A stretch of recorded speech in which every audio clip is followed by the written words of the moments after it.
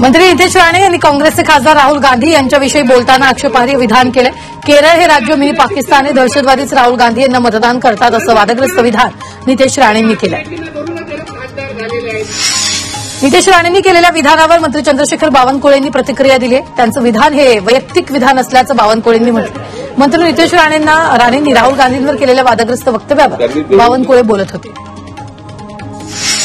काँग्रेसच्या बाजूने मतदान करणाऱ्यांना नितेश राणे दहशतवादी म्हणतात असा पलटवार काँग्रेस नेते अतुल लोंढेंनी केला। नितेश राणेंना मंत्रिमंडळात राहण्याचा अधिकार नसल्याचं लोंढे म्हणाले।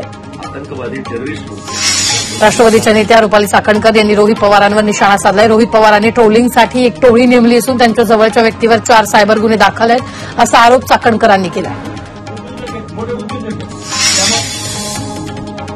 कोकणातील रिफायनरीबाबत विरोधकांनी वस्तुस्थिती जाणून घेतली पाहिजे असा सल्ला आमदार दीपक केसरकर यांनी दिलाय। जर ही ग्रीन रिफायनरी होणार असेल तर निश्चितपणे त्याचा विचार झाला पाहिजे आणि वस्तुस्थिती लोकांसमोर मांडली पाहिजे असं केसरकरांनी म्हटलंय। राष्ट्रवादीचे आमदार चेतन तुपेंनी शरद पवारांची भेट घेतली। पुण्यातील मोदी बागेत जाऊन चेतन तुपेंनी शरद पवारांची भेट घेतली। राजकीय चर्चा झाली नसल्याचा दावा भेटीनंतर तुपेंनी केला। रयत शिक्षण संस्थेच्या कामासाठी भेट झाल्याचं तुपे म्हणाले। एसटी बस दरवाढीवर मंत्री भरत गोगावलेंनी प्रतिक्रिया दिली। दरवाढ अद्याप झालेली नसून प्रस्ताव ठेवल्याचं त्यांनी म्हटलंय। तर मुख्यमंत्री आणि 2 उपमुख्यमंत्री परिवहन मंत्री यांच्या समवेत बैठक घेऊन निर्णय घेऊ अशी माहिती त्यांनी दिली आहे। कोरेगाव भीमामध्ये 1 जानेवारी रोजी संपन्न होणारा शौर्य दिनानिमित्त प्रशासन सज्ज झालंय। या दिवशी पुणे नगर महामार्गावरील वाहतुकीत मोठे बदल केले जाणार असून येणाऱ्या अनुयायांच्या सुरक्षेच्या दृष्टीनं सर्व खबरदारी घेतली जाते। तसंच कोणत्याही प्रकारची गैरसोय होणार नाही याची काळजी प्रशासन घेणार आहे। पार्किंगच्या व्यवस्थेतही वाढ करण्यात आली। अकोला अकोट रोडवर असलेल्या भारताचा पहिला सिमेंट पूल तोडण्याचं काम सुरू करण्यात आलंय। तर या ठिकाणी नवीन पूल बांधण्यात येणार आहे। या पुलाला तडे गेल्यानं हा पूल तोडण्यात येतो आहे। अकोल्यातील न्यू तापडिया नगर जवळील रेल्वे क्रॉसिंग 1 जानेवारीपासून 8 जानेवारीपर्यंत बंद असणार आहे। रेल्वे ट्रॅक दुरुस्तीचं काम करण्यात येणार असल्यानं फाटक बंद असेल, त्यामुळे नागरिकांनी अकोला शहरात येताना पर्यायी मार्गाचा वापर करावा असं आवाहन देण्यात आलं आहे।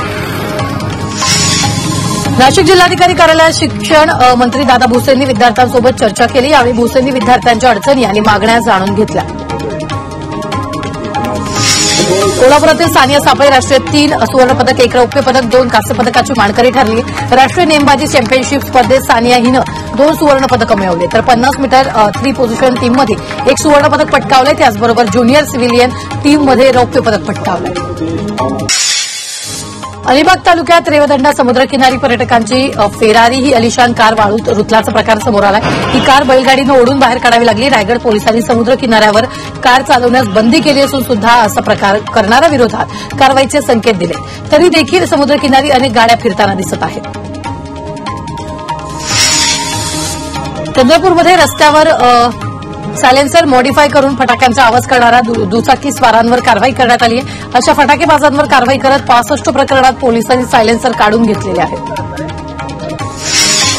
समृद्धी महामार्गावर वाशिम जिल्ह्यात नागपूरकडे जाणाऱ्या लेनवर टोकदार लोखंडी पत्रा पडल्यानं त्यावरून जाणारे 50 ते 60 वाहनं एकाच वेळी पंक्चर झाल्यात। याची माहिती मिळताच मार्गावरील कर्मचाऱ्यांनी रस्त्यावरील पत्रा काढून वाहतूक सुरळीत केली। अशा पद्धतीनं वाहन पंक्चर करून लुटण्याच्या घटना याआधी घडल्यानं प्रवाशांकडून सुरक्षेची मागणी करण्यात आली आहे।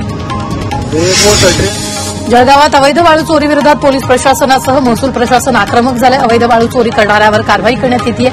या कारवाईत एकाच रात्रीत तब्बल 64 ट्रॅक्टर, 17 डंपर, 4 जेसीबी यासह हजारो ब्रास वाळू जप्त करण्यात आली आहे।